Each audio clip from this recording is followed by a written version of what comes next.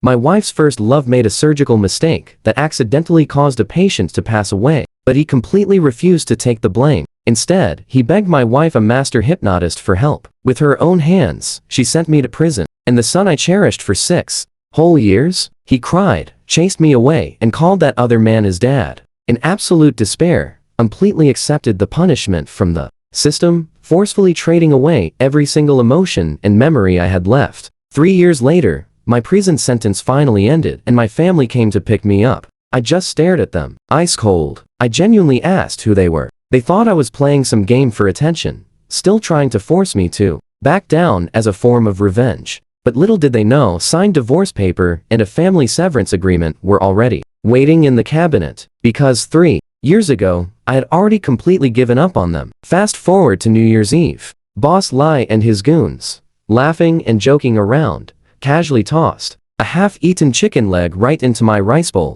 I knew exactly what kind of insult the boss was aiming for, but I still dropped to my knees and forced down the rest of that meat along with the leftover rice. He stomped right on my hand, mercilessly mocking me, laughing at how I went from a famous guy in the medical world to nothing but a tail-wagging dog. In everyone's eyes, I had become nothing more than a total joke and an easy target for them to vent their anger. Even though I was used to this treatment, I just stayed quiet, focusing entirely on finishing whatever was left in my mouth. Just as he grabbed my hair and ordered me to clean his shoes, the cell door suddenly swung wide open. A prison guard looked at the messy scene, muttered some curses, and then glared at me with absolute disgust. He told me my sentence was finally up, that my family was waiting outside to take me home for the holidays. The guard's words left me completely stunned. For 3 years, I had lived in this dark cell, knowing absolutely nothing about this wife and son he was talking about. Honestly, the mere thought of them just annoyed me. But freedom isn't exactly something you can easily brush off. So I pushed my feelings down and followed the guard outside. Only when that heavy iron door clanged shut behind me did I finally feel the real joy of starting over. But before I could even smile, 2 figures, one tall, one short, walked right up to me. The woman frowned, glaring at me with pure impatience. "Why are you so unbelievably slow? Do you have any idea how long can mean, and I have been waiting here for you?" The boy beside her angrily tugged at his mom's dress and yelled at me, "Mom, I don't want to spend the holidays with this awful man. I want Uncle Fo as my dad." From there, little chat, I figured these had to be the wife and son the guard mentioned. Now, this woman who was supposed to be my partner for life was staring at me with nothing but pure malice in her eyes. And my own son? Instead of calling me his dad, he was out here yelling that I was an awful guy and wanted someone else to take my place. I placed a hand over my chest, but to my absolute surprise,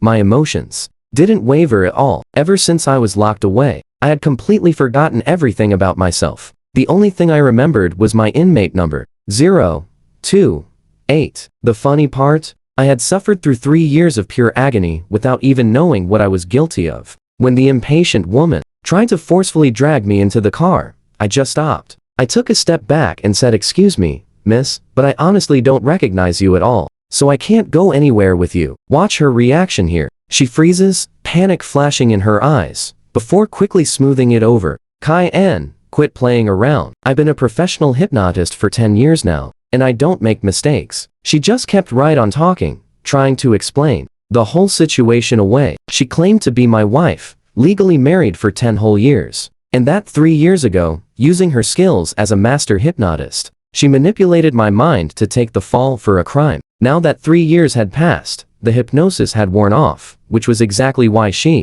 was here to bring me home. Her little explanation definitely cleared things up a bit, but I still had no clue who this woman actually was. When she impatiently reached out to drag me into the vehicle again, I just stepped back. "Look, lady, told you, I genuinely don't recognize you. I simply cannot go anywhere with you." And as for the kid, hearing him scream at me like that, I just stood there in total silence. I couldn't feel a single thing. Before I could even finish my sentence, Ian forcefully dragged me into the car. Back at their stuffy living room, things kicked off when Ian quickly stripped off her heavy coat. Kanmin frantically kicked off his shoes too, rushing right over to tightly hug the legs of the tall man standing right there. He wailed out, "Uncle Fo Than, it's all this bad guy's fault. He left us completely alone for so long, Mom, and I almost starved. These past few years." Fo Than flashed a warm, incredibly friendly smile, reaching down to gently pat Kanin's head. Looking at the three of them, a fully grown man, a gentle-looking woman, and a small child, they honestly looked like a picture-perfect family. Oh, you silly boy, Kanin, Kai-en isn't actually some terrible guy. He's actually your biological father, you know. Kanin just crossed his arms and pouted, glaring with absolute displeasure. I don't want some awful criminal as my dad. I only want Uncle Fothan to be my dad. Fothan put on a fake stern face, gently scolding Kanin for being so unreasonable. Then he turned to me. Kai-en, for the past 3 years, I've been taking care of Din and Kanin. The boy relies on me, naturally, so please don't hold a grudge against a literal child. I just stood there in absolute silence, completely ignoring the thinly veiled, sarcastic jabs coming from Fothan. But here's where things get even more twisted. Din softly spoke up. Alright, Fothan worked incredibly hard preparing this holiday feast. Let's just eat and talk later. During the meal, Fothan acted incredibly attentive towards me. This is grilled sea worm with beef stomach. Kai-en, I heard you went through some serious hardships while locked up, so eat up and rebuild your strength. He didn't even bother waiting for a single reaction from me, instantly dumping all that sea worm and beef stomach straight into my bowl. But that overwhelming, foul smell instantly brought back flashes of the most disgusting meals. Prison trauma hits hard. My hands shake, trying to stay calm. Useless. The food slips, splashing all over the floor. PHNH lets out this heavy sigh. He sounds so incredibly hurt. K.N. he says, I heard your stomach was upset. I made this just for you. But even after 3 whole years away, you still refuse to forgive me? He gently holds young Tcanen's face, putting on this fake, sad expression. K.N. I know exactly how you feel. I know you hate me for staying with you and NH and Canen all this time. But relax. Once this holiday dinner is over, I am walking right out of this house forever. Right on cue, TUNH slams her bowl down hard.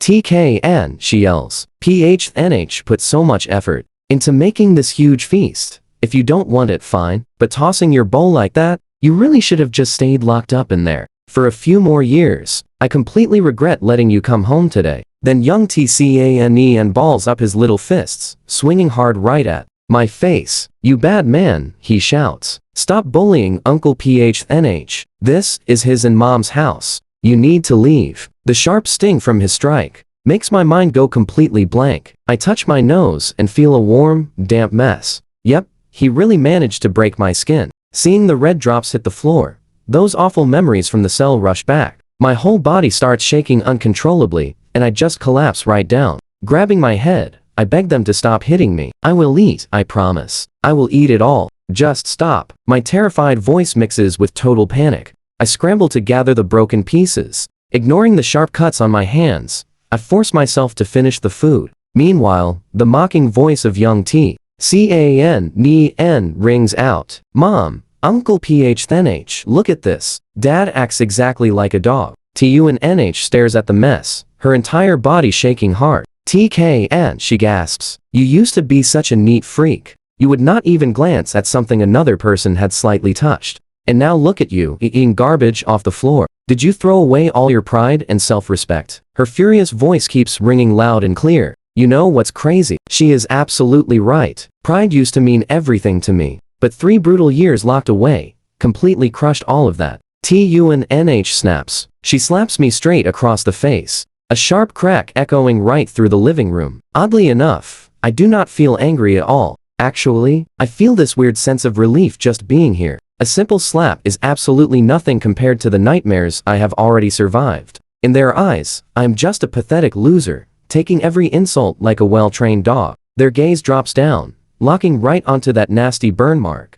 left by a cigarette right on my neck. The number 028. Instantly, TCANEN yells out 028. Deep muscle memory kicks into overdrive. My whole body jerks up from the floor, standing at stiff attention. TCANEN laughs even louder now. Mom, go PH, ugly dad is stupid as a pig, he says. PHNH stares at my badly bruised face, while TUNH looks completely stunned. Eventually, thanks to the kids' endless teasing, TUNH finally starts believing my memories are genuinely gone. Within barely an hour, that little brat TCANEN fully exploits my 028 conditioning. He barks orders, making me hit the floor and perform silly tricks just to keep the kid completely entertained. Meanwhile, then H just smiles, handing the boy a soda and fried chicken. He pats my shoulder. Hey, kids are just having fun. Do not take it personally. You are his real dad, after all. You need time to bond again. With just those few smooth words, then H cleverly spins this whole humiliating ordeal into some cute father-son bonding game. Seeing me totally exhausted on the floor, barely able to stand, TUNH finally frowns and pulls TCAN right off my back. CANEN, stop messing around, your dad is exhausted. Hearing his mother scold him, young TCANEN crosses his arms, clearly annoyed, but he backs off. TUNH lets out a soft breath, turning to face me. Her tone softens slightly. KN, I didn't expect that hypnosis trick to still be working. Do not worry, once you settle back into a normal home routine, I will arrange another hypnosis session to fix your memories. Right at that exact second, the grandfather clock chimes. Midnight has arrived. Brilliant fireworks suddenly explode across the night sky. TUNH actually smiles, her gaze warming up just a little bit. It is pretty late. You should get some rest. With that, TUNH pulls TCANEN straight toward the master bedroom, but I stay completely frozen, just standing there. TUNH glares at me, her patience snapping. KN, I am trying my absolute best here. Are you seriously going to cause trouble? What more do you want? TCANEN scoffs, his voice icy. Ugly dad, do not follow us in there. He tugs hard on her hand and keeps talking. You sleep with the old dog tonight. Do not bother Uncle PH and Mom. Now, this old yellow dog is the pet they raised for 5 whole years, fast asleep out on the porch. Hearing the kid's snarky comment, TUNH suddenly realizes a huge oversight. She never prepared a room for me today. While she awkwardly hesitates, then H steps right up, offering his spot in the master bedroom. KN is CANEN's dad, he says smoothly. Me staying in the master bedroom with you is too awkward now. He plays the humble guy perfectly, but now watch closely. That smug little smirk creeping up his face screams trouble.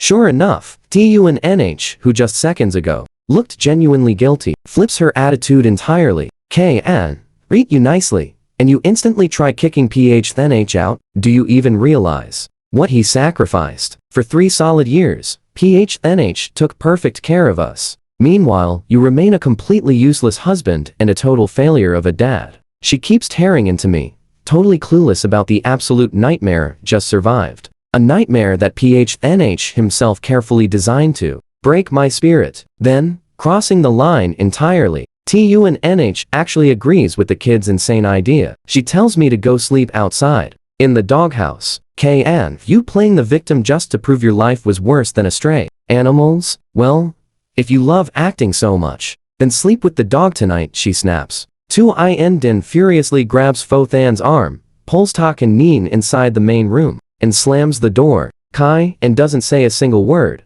just slowly walking toward the doghouse near the front gate. The northern winter is absolutely freezing right now, thick snow covering the ground. Kai and doesn't even hesitate, curling up deep inside the doghouse. A pretty bad smell rises up, but luckily, the golden dog here has a gentle temper and doesn't make a fuss. Through the low window, he watches that family of 3 laughing happily in the main room, and he just gently pats the golden dog on the head. Thanks for staying with me for the holidays, he whispers. The dog seems to understand the deep sadness in his voice, turning its head to rub against him. With the golden dog right by his side, Kai and feels a rare peace, sleeping quite well. When he wakes up, Din's loud screaming jolts him awake. She glares at him, clearly not believing he would actually suffer like this, just out of pure anger and spite. Kai-en, you made yourself suffer over a little jealousy, she yells. Pretty soon, the whole neighborhood is going to know that you are my completely useless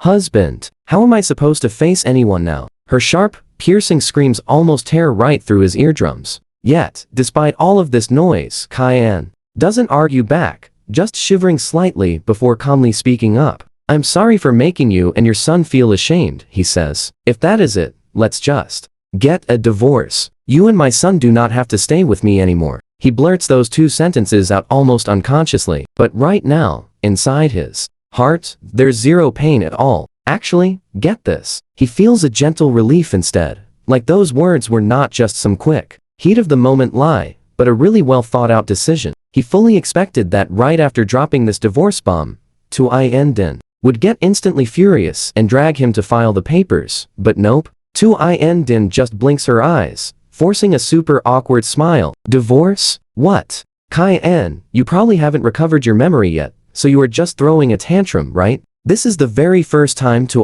Din drops her arrogant attitude, gently patting his hand. I know you really do not like Fothan, she says, but he and I are childhood friends. I only see him as a big brother. I cannot just abandon him. Reaching this point, Tu Din sighs heavily again. As for you, I hold no bad intentions. But we have been together for 10 whole years now. You understand me, right? Tu Din places his hand over her heart, her eyes looking so incredibly sincere and direct. But Kai-en just coldly pulls his hand back, his mouth curling up into a pretty sarcastic smirk. Right before his eyes, Tu Din constantly claims she loves him, yet she openly brings another guy home. Even worse, the big family photo sitting right dead center in the living room is actually a shot of Tai Din, Fothan, and Ta Nin together. After 3 years locked away, he finally sees the absolute selfishness of people. Just as he is about to open his mouth and break things off with Tu Din, Fothan suddenly walks in, bringing Ta Nin rushing over. Seeing Kai-en, Ta Nin does not even try to hide the disgust in his eyes, quickly turning his face away and pulling on Tu Din's arm to whine. Mom, Uncle Fwang said he is renting out the whole hall today to invite our family to a party. Mom, you and Uncle Fo, come play with me, okay? Can we please? Tu Din affectionately rubs Ta Nin's head, softly answering all right, we will go. Then, she turns to look at Kai-en, her eyes sparkling with hope. Kai-en, for 3 whole years, you have been totally absent from our son's life. This time our whole family has a chance to attend a party together, so you cannot skip this. Finishing her sentence, as if fearing his rejection, Tu Din hurriedly contacts a luxury store manager, ordering him a high-end custom suit. Kai-en, I know you are feeling a bit sorry for yourself right now, but no matter what, you cannot just ignore your own son. Do not worry, I already made the decision. Before he even gets a chance to reply,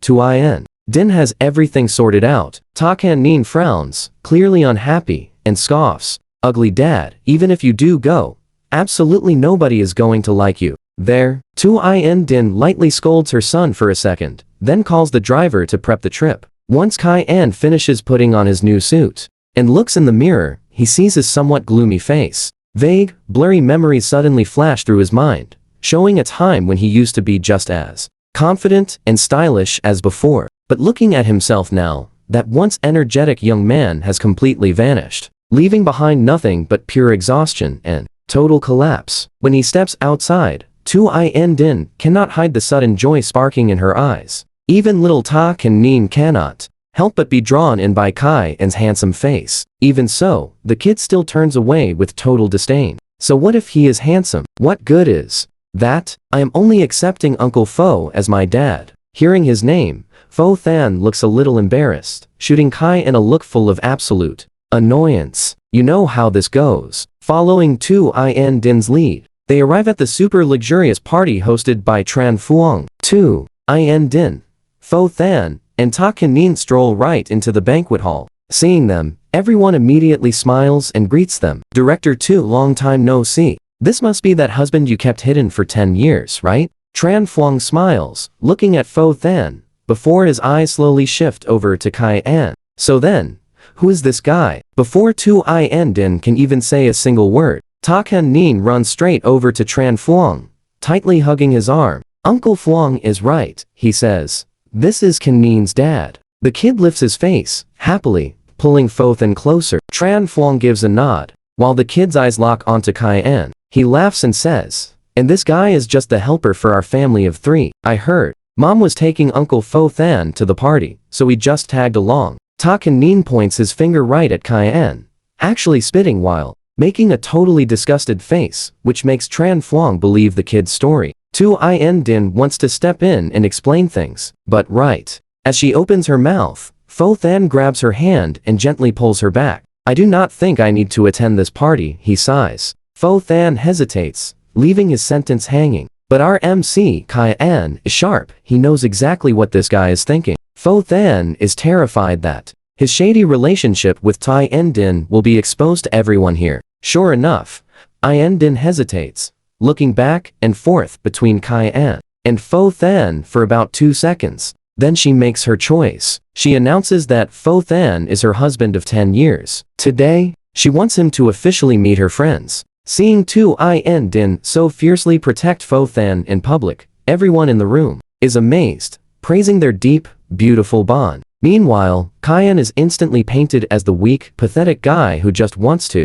climb the social ladder. Walking into the center of the party, I-en-din whispers to Kai-an. Just between them, Kai-an 3 days. Fo-than receives his award. Today, I can't let him lose face in front of all these people. Don't worry, I will make it up to you. But what I-en-din calls compensation is just some money to end everything. After 3 long years of being controlled, Kai-an really doesn't care about money or any of those empty material things anymore. All he actually needs is a little comfort from his wife and son, or just a simple hug. But I-en-din and Tak-nin, they won't even give him that tiny bit of kindness. Kai-an should be heartbroken right now, but deep inside his mind, a voice tells him to leave them, let it all go. He's finally going to start a brand new life. At the party, I-en-din, Fo-than, and little Kin-nin sit in the seats of honor. Meanwhile, Kai-an, completely sidelined, gets shoved into a dark corner. After all, the endless flattering for I-en-din and Fo-than,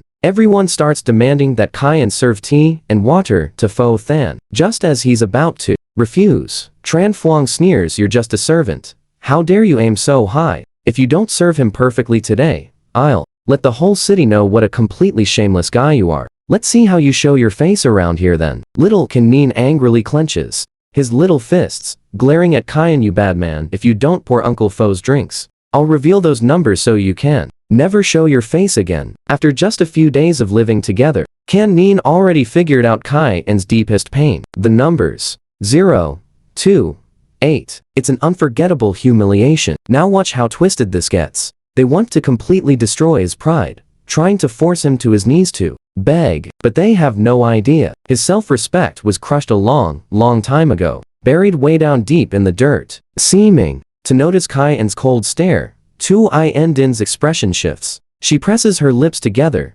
signaling him to just give in. He can see it clearly. I-en-din is ordering him around, making it obvious that if he wants a divorce, he has to obey her. Kai-an clenches his fists, feeling furious, but he stays silent. He pours a glass of wine and takes slow steps toward Fo-than. The second he finishes pouring that first glass, Fo-than doesn't even smell it. He just dumps the red wine straight onto Kai-an's face. The wine is freezing. Does he want to freeze him out? Kai-an wipes the wine off his forehead, gently warms up another batch, and hands Fo-than a second glass. The guy just lightly taps the glass and tosses the wine right onto Kai-an again. "Is this how you serve people? The wine is so hot. How can I even drink this?" Faced with Fo-than's arrogant attitude, everyone except I-en-din claps and cheers. "Great job. This shameless homewrecker totally deserves to be humiliated like this." Tak-nin laughs brightly, jumping right into Fo-than's arms, clapping his hands in pure excitement. "Uncle Fo-than, you're so amazing."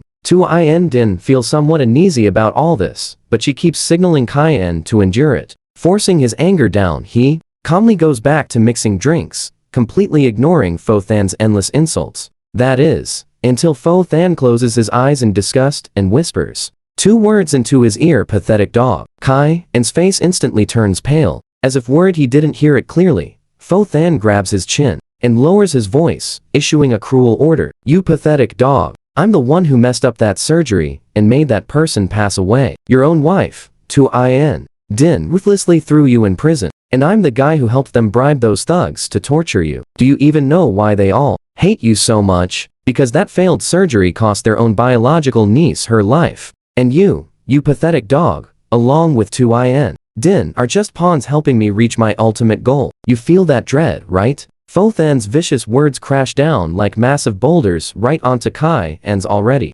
shattered heart. Unable to hold back anymore, he shoves the guy away and roars, "Fo-than, what kind of monster are you?" The wine glass shatters with a loud smash. Pure, absolute chaos fills the room. Tak-nin, his own son, doesn't even care about him, but instead uses his foot to stomp on Kai-en's badly injured hand. The sharp glass shards easily pierce right through his hand under the kid's weight. Seeing the pure anger in Ta Kan-nin's eyes, all the old memories of this kid suddenly come rushing back into Kai-en's mind. Ta Kan-nin was born premature. The doctors said the boy wouldn't even survive his first year. It was Kai-en who hid it from Tuyen-din, holding the baby and begging for help step by step up Juhua Mountain. And eventually, the little guy grew up healthy and strong. All thanks to his endless care. Ta Kan-nin grew older and became incredibly attached to him. This tiny boy used to always hug his arm sweetly, calling him dad. But then, slowly, with Fo Than stepping into the picture, the bond between Kai-en and Ta Kan-nin grew more and more distant. He always made sure the boy ate healthy, but the kid only wanted fried chicken and drumsticks, constantly complaining that his dad just didn't understand him. The boy thought having fun was way more important than studying, and hated being told not to drink too much soda. At the time, Kai-en only cared about his. I agreed for his health without pushing back, but I never expected my pretty strict parenting would make him resent me so early on. Memories flood my hazy mind. I actually see Tcane my own beloved son, stepping right on my hand. I am stunned. I struggle to speak Canen. Why are you treating your dad like this? I am your father. I try not to make him lose control completely. He yells back, you are not my dad. Uncle Phtnh is my father.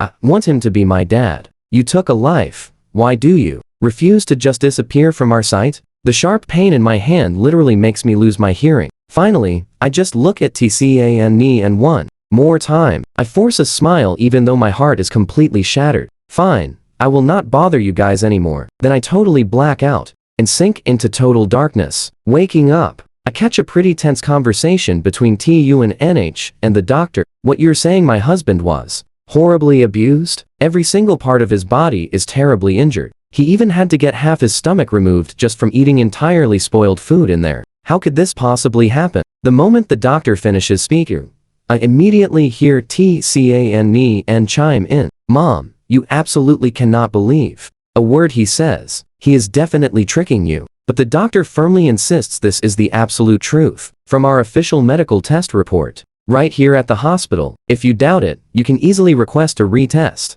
And here is the actual surgical report. You two are the patient's family, right? He barely survived that ordeal. And you actually think this is some kind of sick joke? Right after the doctor leaves the room, I finally open my eyes. I immediately catch the deeply complicated looks from Tunh and my son. Tunh does not say a single word, but when I look away, she suddenly yanks my coat right off. The incredibly painful wounds instantly make me flinch in pure agony. Tcane has clearly never seen such a brutal sight before, so he quickly turns his face away. Seeing their highly worried faces, I just coldly smirk. Do you really want to keep looking? Honestly, these terrible wounds right here are absolutely nothing compared to the ones covering my back and chest. I pull the coat entirely off, exposing those incredibly deep scars. You can almost see the bone. Tunh quickly covers her mouth, tears falling uncontrollably. She whispers, I am so sorry, Kn. I never expected they would actually dare to treat you like that. It was my fault.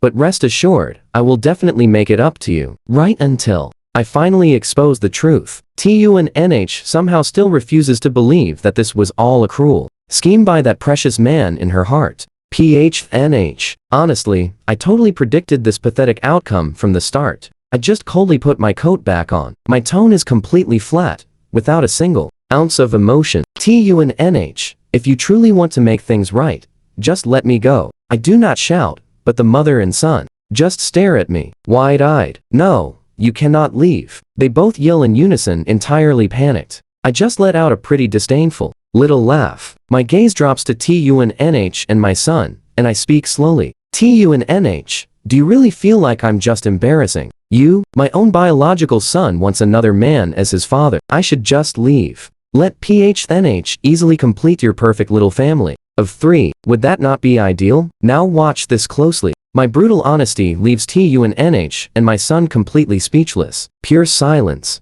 But in the end, Tunh somehow still absolutely refuses to let me walk away. Kn, you are only trying to leave us because you are so disappointed. Just come home. I will use hypnosis therapy to wipe away these awful memories. Once I do, you will finally remember the deep affection our family shared for years, and you will never want to leave again. Without even waiting for my reaction, TUNH immediately orders her people to drag me straight to the car. Even TCANEN, who is usually so incredibly cold to me, stays completely silent. Right at that exact moment, a doctor comes rushing over in a panic. "Madam T, are you the family of the patient in room 3? He really wants to see you right now." TUNH stops dead in her tracks. Room 3, that is the exact room she brought PHNH to. After reviewing the medical diagnosis report, TUNH finally realizes PHNH is actually just slightly injured. It is only now that she shockingly sees how ridiculously hasty her previous actions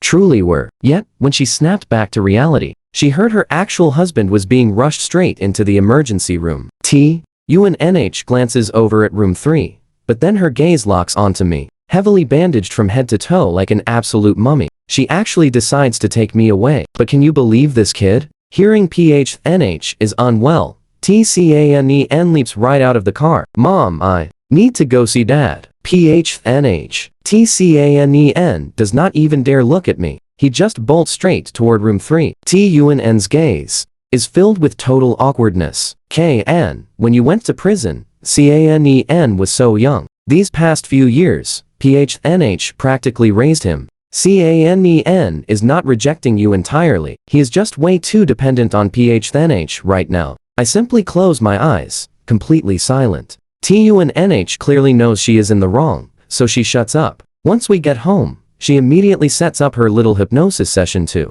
forcibly restore my memories. A shiny silver watch swings right before my eyes. TUNN's words carry this strangely powerful rhythm, desperately trying to drag me deep into that memory vortex. 3 whole hours pass by. TUNH is completely exhausted, watching me slowly transition from a dazed state back to absolute, clear alertness. Happy tears are literally welling up in her eyes. "KN, you finally remember everything about us, right?" I look at TUNH grabbing my hand, crying so hard. I just turn my face away and speak coldly. "TUNH, you promised me a divorce." That single sentence completely shatters all the desperate hope in TUNN's heart. "Impossible," she stammers. "I am literally an expert at hypnosis. How could this fail so many times over 10 years? Din whispers into the wind, totally unaware that this time around, her hypnosis technique actually did help me recover a chunk of my memories. But the memories that came rushing back aren't exactly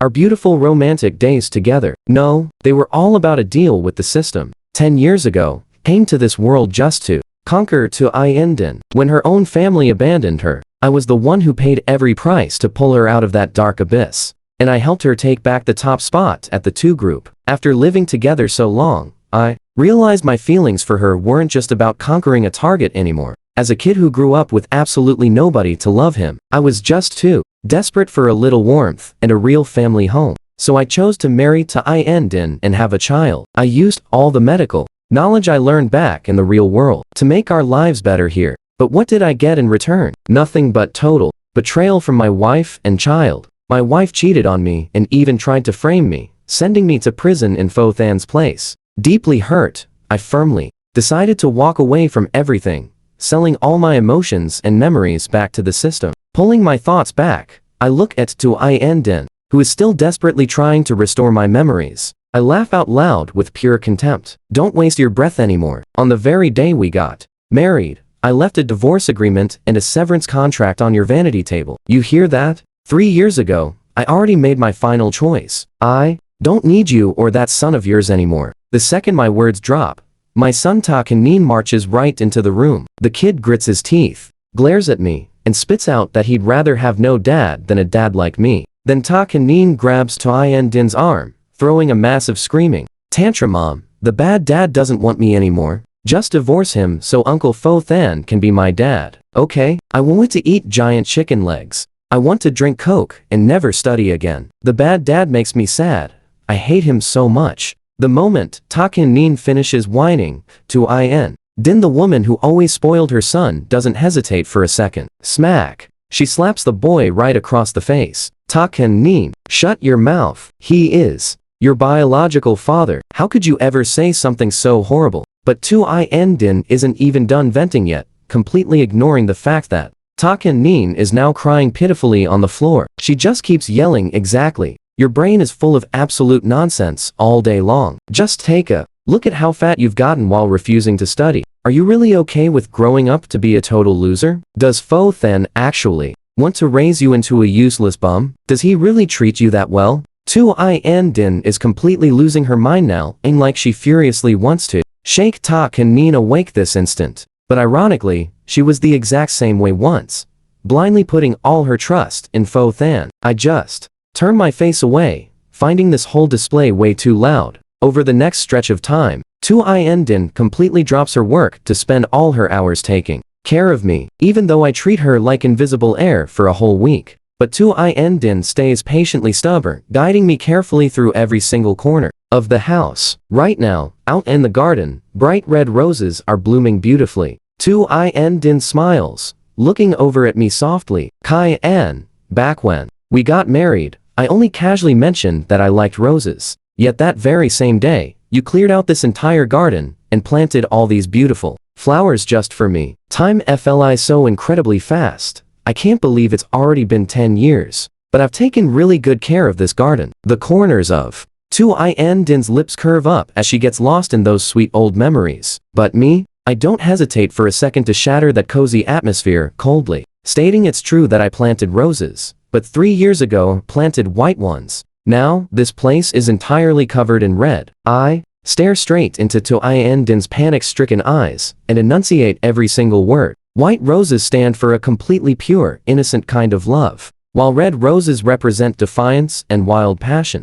Tu In Din, think about your 10-year love story. Who was the one that actually strayed right in the middle? I think you know the answer to that better than anyone else. Tu In Din looks absolutely stunned, never expecting me to be this ruthless and openly expose her shady little affair with Fo Than. She stammers, Kai-en, I know I was so blind in the past, but during this recent time together, I have poured my heart into caring for you. Now pay attention, this gets desperate. We've been married for 10 years, Kai-en, please, just give me one more chance, okay? When I don't give her an answer right away, Tu In Din drags me straight into the study room that we both used to designed so carefully together. The study is packed with all kinds of big and small boxes, filled to the brim with insanely expensive jewelry. Tu In Din's eyes light up with emotion as she slips those diamond rings onto her fingers. She cries out, these are all the precious gifts you gave me. 10 years ago, my family threw me away to wander the streets,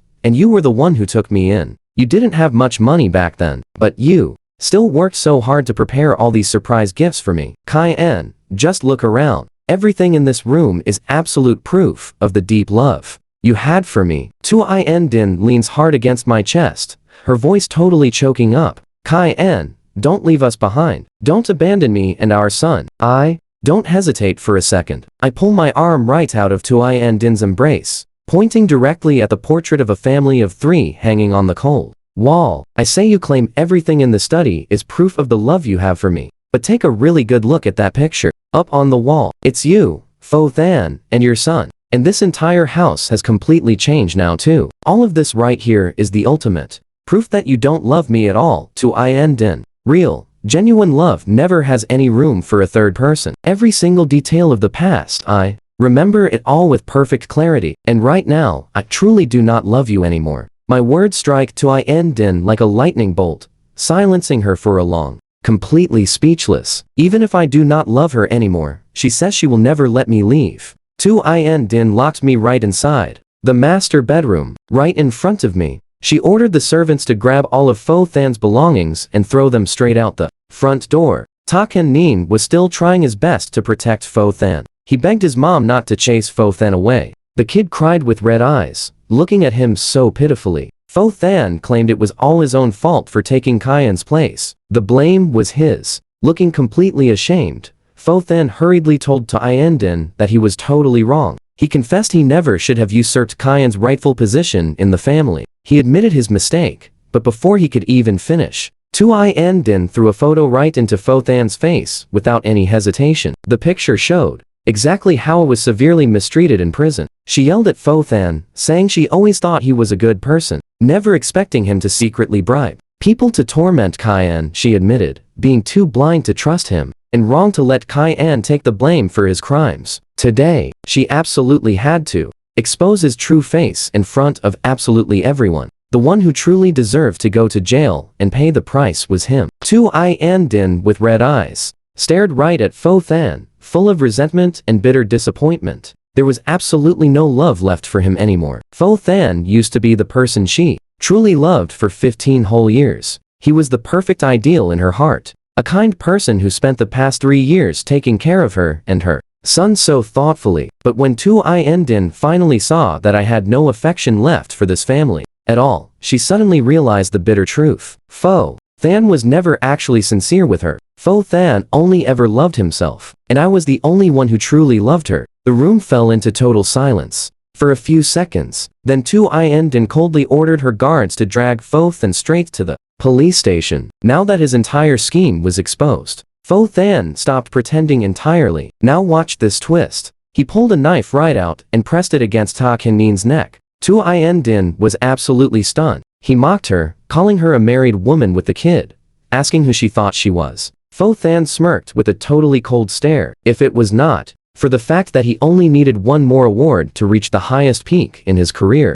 did she really think he would bow down and flatter an aging woman like her? Fo-than spoke with the chilling tone that made Ta Kan-nin tremble. In fear, the young boy suddenly realized that the person he always tried to protect was actually this cruel monster. The incredibly sharp blade pressed right into Ta Kan-nin's fragile skin, leaving a mark. The intense feeling of pain made the poor kid's eyes turn completely red as he burst into tears. He cried out for me to save him, screaming that Fo-than was evil. He wanted to hurt him. Seeing Fo-than dragging Ta Kan-nin step by step toward the roof, Tu-I-An-din suffered a complete emotional breakdown. She deflated like a broken balloon. Her legs went completely soft, and she collapsed heavily onto the cold ground. Finally, Tu-I-An-din turned her desperate, pleading eyes directly toward me. She cried out that Kan-nin was my biological son. I did not say a single word. I just quietly took out the divorce agreement papers and the relationship termination forms that I had hidden inside the dressing table for the past 3 years. I threw them right down in front of Tu-I-An-din, almost without any hesitation at all. Tu-I-An-din quickly signed her name on the papers. She firmly believed that even if I actually signed the legal agreement for our divorce, she could still find a way to pull me back eventually. But when I watched her finally sign her name, I just broke into a genuine, incredibly relieved smile. With the system's help, I rushed forward like a blazing wind, kicking Fo-than so hard, he crashed straight down into the dirt. Right after that, I tossed Ta Kan-nin right back to his mother. Then I leaped backward from the 32nd floor of the skyscraper. Falling through the sky, I looked at Tu-I-An-din and Ta Kan-nin one last time. In my heart, I knew it was over. From this moment on, we had absolutely zero connection. Right after that, the system activated its time travel mode and instantly brought me back to the modern world. In just a short span of half a month, I easily adapted to the peaceful modern life I had missed for so long. I even adopted a tiny little cat, giving it the very cute name of Tiu. Tiu. I take care of it every single day, treating it like my own precious child. Through a virtual screen, I'd still see Ta Kan-nin in that other world. His eyes were red and full of hurt. He cried, asking his mom when I was coming back. It had been a whole month, and he felt so completely unloved. Tu-I-An-din hugged Ta Kan-nin tightly, completely heartbroken. She sobbed uncontrollably, admitting it was all her fault, saying this was pure karma. She knew that I was probably living a much better life somewhere else now, and she knew for a fact I would never ever forgive her. That tragic scene finally came to an end right there. The system then notified me that the love Tu-I-An-din and her son felt for me had just reached its absolute maximum level. They had finally thrown Fo-than in jail to clear my name. They were now experiencing every single bit of suffering I once endured, feeling that pain magnified 1,000 times over. The system just sighed, asking if I wanted to return and rekindle my old relationship with them. I just gently patted little Tiu on the head instead. I could not help but shake my head. No, thanks. From now on, just having Tiu by my side is more than enough for me. Story over.